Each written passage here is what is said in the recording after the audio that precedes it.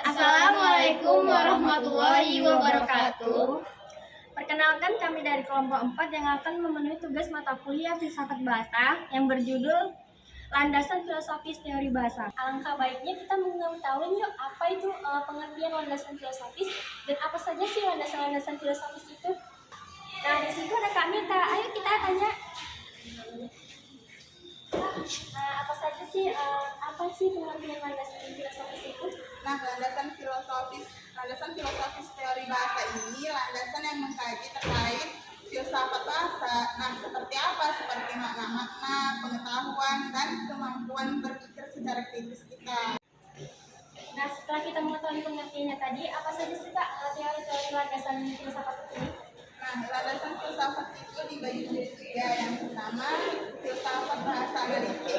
Filsafat bahasa analitik ini dia menaruh perhatian besar pada penggunaan bahasa dan menarik perhatian yang disampaikan.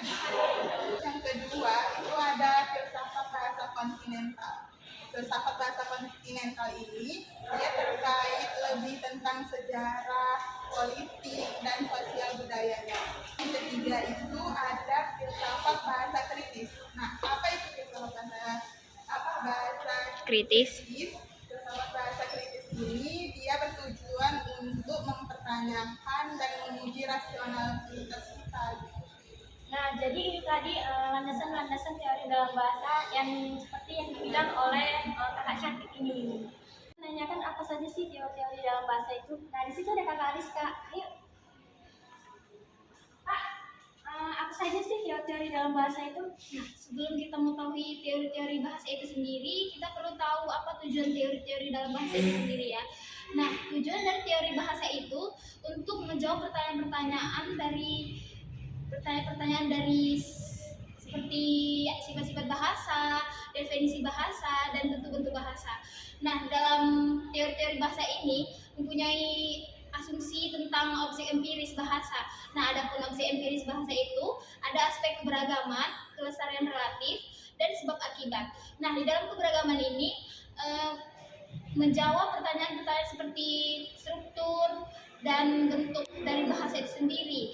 Sedangkan kelestarian relatif yaitu bagaimana kita melestarikan bahasa itu sendiri dari awal atau dari zaman dulu hingga sampai sekarang. Nah, sebab akibat ini bagaimana kita menggunakan bahasa yang awalnya misalnya menggunakan bahasa yang baku dan efektif. Mungkin segitu aja yang bisa saya jawab. Oh, itu tadi ya Kak? Iya. Baik, itulah teori-teori dalam bahasa itu tadi. Nah, ada Kak Nisa, mari kita langsung bertanya apa hubungan filsafat dan bahasa. Ya.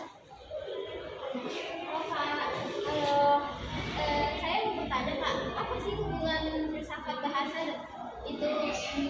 Nah, jadi hubungan antara filsafat dan bahasa itu dapat dilihat dari ketiga aspek, yaitu aspek epistemologi, ontologi, dan aksiologi. Nah, yang pertama itu aspek ontologi. Aspek ontologi itu adalah filosofi yang menjawab pertanyaan dan realitas.